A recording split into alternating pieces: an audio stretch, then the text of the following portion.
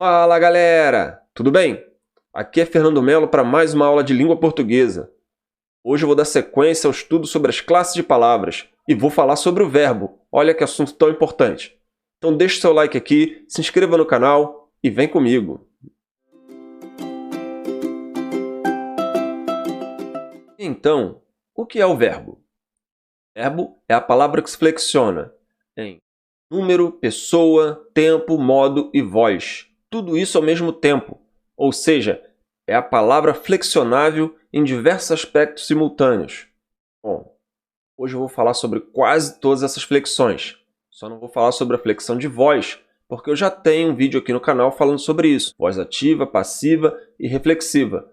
Vou deixar o card aqui agora para você ir lá e consultar depois dessa aula também. E alguns professores vão apresentar para você um conceito de verbo que diz que verbo é a palavra que expressa ação, estado ou fenômeno da natureza. E, de fato, o verbo pode expressar essas coisas. Na verdade, a maior parte dos verbos expressa uma ação. Pular, cantar, falar, dar o like, inscrever-se. Olha só, eu pedindo uma ação da sua parte. O verbo expressa uma ação. Agora, o verbo também pode expressar um estado. Ele está chateado. Está nesse momento, poderia ser outras coisas, mas nesse momento é chateado. Choveu. E um fenômeno da natureza, ventou, geou. Agora, é pobre esse conceito, porque, primeiro, outras palavras, o substantivo, por exemplo, ele também pode expressar esse tipo de ideia. Não a ação em si, mas o nome dela. Não o estado em si, mas o nome dele. Olha só, em vez de dar o like, poderia falar de doação do like. Então você tem aqui o substantivo no lugar do verbo. Claro que o verbo é a ação na prática. O substantivo é o nome da ação. Então, mas pode confundir. Agora, estado, fenômeno da natureza, segue o mesmo princípio. Além disso, em segundo lugar, o verbo não expressa somente essas ideias. Olha só, ocorreu uma confusão no centro da cidade. Ocorreu, aqui é uma ocorrência, não uma ação em si. O verbo não está expressando uma ação. A lagarta transformou-se em borboleta.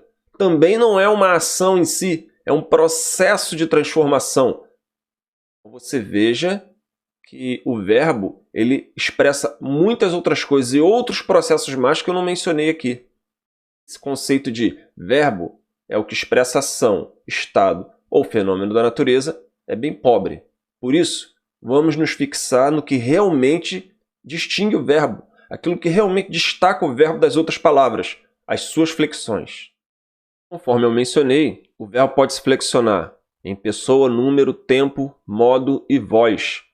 Flexão de pessoa a gente também conhece como pessoas do discurso. O verbo pode se flexionar em primeira, segunda ou terceira pessoa. A primeira pessoa é quando o verbo se relaciona a quem fala, a quem expressa o verbo. Então, você está incluindo-se ao usar o verbo na primeira pessoa. Eu ou nós. Pronomes que representam essa primeira pessoa. Segunda pessoa é quando o verbo expressa a pessoa, o interlocutor, a pessoa que ouve, a pessoa que participa da conversa, participa do assunto, mas não expressa o verbo, ele ouve. Então, é com quem se fala, tu e vós. A terceira pessoa se refere a alguém que está fora do assunto, fora da conversa, é de quem se fala. Então você tem terceira pessoa, ele ou ela, eles ou elas. Logo depois nós temos aqui a flexão de número, singular ou plural. Veja só, você tem aqui singular, um elemento, ou plural, dois ou mais elementos a quem o verbo se refere. Temos a flexão de tempo, e aqui de maneira muito simples tem presente, pretérito e futuro. Pretérito aqui é o passado. Obviamente que dependendo do tempo verbal, do modo verbal, você vai ter diferentes tipos de pretérito e de futuro. Agora, isso a gente vai ver daqui a pouco, se chama aspecto verbal. Tá? Por que a gente tem diferentes tipos de tempos verbais? Daqui a pouco eu vou falar sobre isso. Temos 3 modos verbais, que é o modo indicativo, é o modo da certeza. Então, quando você usa o modo indicativo, você está querendo expressar certeza. Subjuntivo, você expressa certa dúvida. E o imperativo, você expressa uma ordem. Veja só esses casos aqui. Eu vou à escola. Verbo ir aqui, modo indicativo. Então, aqui você está dando uma certeza de que vai à escola. Se eu fosse à escola, fosse, mesma coisa, verbo ir aqui, mas você não dá certeza. É uma hipótese. Pode ser que você tivesse ido, mas não deu certeza. Agora, vá à escola. O ir, mas agora é uma ordem. Então você tem as diferentes configurações de acordo com o modo verbal.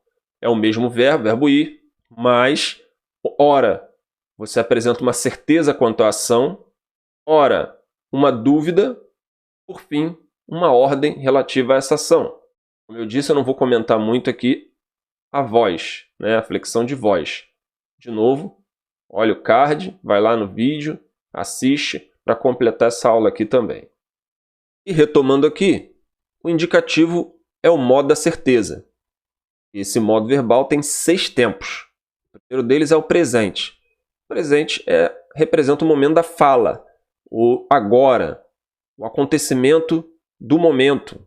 Também pode expressar fatos habituais, coisas que acontecem, têm acontecido, acontecem regularmente. Também serve para atualizar fatos do passado como se estivéssemos vivendo eles agora. Mas, no geral, o principal uso do presente é falar do agora. Também temos aqui o pretérito perfeito, que é quando você fala de um passado pontual, específico, separado, que você determina com facilidade. Olha, vendi meu carro. Diferente de quando você usa o pretérito imperfeito. Vendia carros.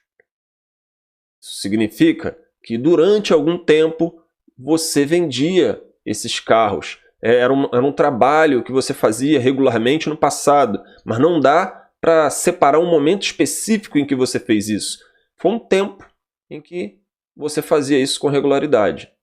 Já o pretérito mais que perfeito, ele é conhecido, ele tem esse nome porque ele representa o pretérito do pretérito, o passado do passado. Ou seja, a gente usa o pretérito mais que perfeito, estamos representando um passado anterior a outro fato que também está no passado. Por exemplo, eu saíra antes da briga. Você vai analisar essa frase e você vai perceber que a saída, dentro de uma ordem, uma linha cronológica, a saída está num ponto mais distante no passado do que a briga. A briga é algo mais recente. Então, o pretérito mais que perfeito representa um passado mais distante. Logo após chegamos ao futuro, o futuro do presente. Esse representa um futuro certo, algo que você tem certeza que vai acontecer. Ocorrerá a final da Copa no domingo, entre França e Argentina. Olha, isso é um fato que você tem certeza que vai acontecer, então você usa o futuro do presente. Já o futuro do pretérito é quando você expressa uma certeza, mas que é condicional. Depende de outra coisa. Inclusive, é muito comum usar o futuro do pretérito com o pretérito lá do subjuntivo. Eu iria à festa se não estivesse doente. Aí você faz essa junção porque houve um impeditivo para que aquela certeza se cumprisse. Ele queria realmente ir à festa. Ele certamente iria, mas algo atrapalhou. Então nós temos aqui os tempos verbais do indicativo com as suas características, com as mensagens que cada um desses tempos apresenta ou expressa. Isso aí se chama aspecto verbal. Olha aqui, preste atenção. O verbo pode ter tempos verbais simples e tempos verbais compostos. Esses últimos são formados a partir de locução verbal, ou seja, 2 verbos fazendo a função de um. Nesse vídeo, eu estou explicando sobre as formas simples do tempo verbal. Agora, em outro vídeo, eu vou trabalhar melhor os tempos compostos. Só que eu preciso destacar aqui 2 tempos verbais do indicativo em que a preferência de uso tem sido a forma composta. Presta atenção. Pretérito mais que perfeito, que, conforme eu havia dito, é o passado passado. E o exemplo? Eu saíra antes da briga. Lembra do exemplo? Está aqui de novo. Só que ninguém fala assim. Isso aqui serve para romances, serve para livros. Mas no dia a dia, a nossa preferência é eu já tinha saído antes da briga. Saído. Locução verbal. Tempo composto. Algo parecido acontece também no futuro do presente. Eu estudarei amanhã. Há quem ainda use. Mas a preferência, o que é usado de forma mais ampla, é eu vou estudar amanhã. Então, veja aqui a diferença. Tempos verbais simples e compostos. Uso da fala e uso da escrita. Tudo aqui é contemplado pela gramática e pode cair numa prova, mas fique sabendo que no dia a dia, esses 2 tempos verbais são utilizados mais a partir da forma composta. Esse aqui é o modo subjuntivo, é o modo da dúvida, da incerteza, das possibilidades. E ele tem 3 tempos verbais, o presente, o pretérito e o futuro. E cada um desses tempos tem o uso de uma conjunção que apoia o verbo. Vou te mostrar caso a caso. O presente, por exemplo, usa a conjunção que. Tomara que eu consiga a vaga. Tomara que eu consiga. O presente do subjuntivo expressa um desejo, uma vontade, algo que alguém quer que aconteça. Então, deixa isso bem anotado aí, marca essa parte. O uso da conjunção que expressa uma vontade, um desejo. Tomara que eu consiga, que eu consiga. Pretérito. Se eu conseguisse a vaga. A conjunção se expressa um passado que poderia ter acontecido dentro de determinadas condições. Ele não aconteceu, mas poderia ter acontecido. E aí eu lembro que eu falei disso com você lá no indicativo, a associação entre o pretérito do subjuntivo e o futuro do pretérito do indicativo. Se eu conseguisse a vaga, estaria feliz. Então, sempre há essa combinação. Uso da conjunção se eu conseguisse. No futuro, quando eu conseguir. Uso da conjunção quando e a ideia de um futuro que talvez aconteça. Não dá para saber se vai acontecer, mas pode acontecer. Quando eu conseguir. Então, resumindo, retomando aqui tudo. Presente. Que, ideia de vontade, desejo. Ou seja, uma ideia incerta, é só uma vontade. Pretérito. Uso do se, um passado que poderia ter acontecido. Não se sabe se daria certo, mas poderia ter acontecido. E um futuro que talvez aconteça. Então você entenda aqui que o subjuntivo realmente é o modo da dúvida, mas ele também tem todo o apoio dessas conjunções em cada tempo. Agora, isso não significa que os verbos no modo subjuntivo só aparecem com auxílio de conjunções. É bem comum, mas não é unicamente desse jeito. Por exemplo, talvez eu consiga a vaga. Não tem a conjunção, aqui presente do modo subjuntivo. Então preste atenção, eu te dei uma dica a mais. Que, se e quando. Isso já te dá uma prévia de que talvez esteja sendo usado ali o subjuntivo. Mas pode acontecer também do modo subjuntivo não ter o auxílio da conjunção. E é muito simples entender a ideia que o modo imperativo expressa. É quando o verbo expressa uma ordem ou um pedido. E existem 2 tempos verbais nesse modo. O imperativo afirmativo, quando se faz um pedido ou se dá uma ordem para que algo seja feito, ou o imperativo negativo, quando se faz um pedido ou se dá uma ordem para que algo não seja feito. 2 exemplos para rapidamente a gente matar esse assunto. Saia daí, garoto. Imperativo afirmativo. Não saia daqui. Imperativo negativo. E aí você entende exatamente do que se trata esse modo verbal. Uma ordem ou um pedido. E os verbos têm as suas formas nominais. O infinitivo, o particípio e o gerúndio. e são chamadas de formas nominais porque, dentro de determinado contexto, podem funcionar mais como nome do que como verbo. O infinitivo, por exemplo, pode funcionar como substantivo. Desde já eu quero esclarecer que nesse vídeo eu não vou me aprofundar nesse assunto. A gente não vai avançar nisso, isso vai ficar para um vídeo específico em que eu falar só sobre as formas nominais do verbo. Hoje eu estou só apresentando isso a você. Então, eu estou te avisando já que o infinitivo ele pode se comportar como um substantivo, principalmente se tiver um determinante. Agora, como é o infinitivo? Ele é o nome do verbo. Ele é a forma como o verbo se apresenta, sua forma básica, terminada em ar, er ou ir, em falar, cantar, amar. Particípio, ele pode, em determinado contexto, funcionar como um adjetivo, terminado em ido, em ado, falado, cantado, partido, comido. E você tem também o gerúndio, que pode se comportar como adjetivo ou como advérbio. Termina normalmente em NDO, comendo, falando, cantando. Então, vou te dar aqui 3 frases com exemplo, mas poderíamos usar aqui vários exemplos para falar de várias coisas que esses verbos eles apresentam. Mas calma, isso vai ficar para um outro vídeo. Por exemplo, o infinitivo. Vou ler este livro. Então, dentro de uma locução, vou ler. Agora, no particípio. Eu já tinha comido. Eu já tinha comido pudim. Perceba, vou ler este livro. Futuro. Eu já tinha comido o pudim. Passado. E agora o gerúndio, que a gente usa sempre para o presente. Estou fazendo o trabalho. Então, nesse ponto você já tem aqui algo para você anotar. Infinitivo para uso no futuro. Particípio para uso no passado. Gerúndio para uso no presente. E nós temos 2 grandes grupos de verbo. Os verbos regulares e os irregulares. Os verbos regulares são exatamente aqueles que mantêm uma regularidade quanto à sua estrutura.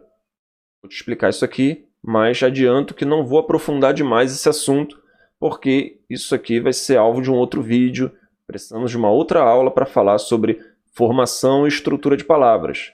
Mas toda palavra é formada a partir da junção de várias estruturas. E o verbo não é diferente. Ele é formado a partir de radical, vogal temática e desinências. No verbo regular, nenhuma dessas estruturas se altera ao longo das conjugações. Veja só o exemplo do verbo cantar. Eu canto, tu cantas, ele canta. Nós cantamos, vós cantais, eles cantam. Aqui é o presente do indicativo do verbo cantar. Perceba que o radical cante, ele é igualzinho em todas as formas aqui, em todas as pessoas, tanto no singular quanto no plural. E vai permanecer também da mesma forma em todos os tempos, do indicativo, do subjuntivo e do imperativo. Agora veja o verbo falar. Eu falo, tu falas, ele fala. Nós falamos, vós falais, eles falam. Desinências são iguais à do verbo cantar. Cada tempo, em cada pessoa, você vai ter as mesmas desinências. Isso é regularidade. Não se alteram. Isso só acontece nos verbos regulares. Verbos irregulares são aqueles que vão fugir a essa regularidade apresentada antes. É quando as conjugações sofrem variações, ou no radical, ou na desinência, ou em ambos, mesmo que seja em um tempo, em uma pessoa, se acontece essa variação, é porque o verbo é irregular. Vou te mostrar aqui 2 exemplos, só para você entender isso. Para você entender o verbo irregular, a comparação com o regular. Então, vou fazer a conjugação do verbo permitir. Eu permito, tu permites, ele permite. Nós permitimos, vós permitis, eles permitem. Agora o verbo ir. Olha como é que é diferente. Eu vou, tu vais, ele vai. Nós vamos, vós ides, eles vão. Percebe que o verbo permitir, ele tem o radical se mantendo uniforme e as desinências seguem o padrão apresentado na regularidade junto aos verbos regulares. Agora, o verbo ir não. O radical ele se modifica de modo que nem o V permanece do começo ao fim. As desinências também vão mudando. né? Não segue o padrão aqui do verbo permitir. Eu permito, eu vou. Então, um termina em o, outro termina em u. Então você vê que há diferença. E agora o verbo cantar. Eu conjuguei ainda há pouco. Eu canto, tu cantas, ele canta. Nós cantamos, vós cantais, eles cantam. Verbo regular. Compara com o verbo estar. Eu estou, tu estás, ele está.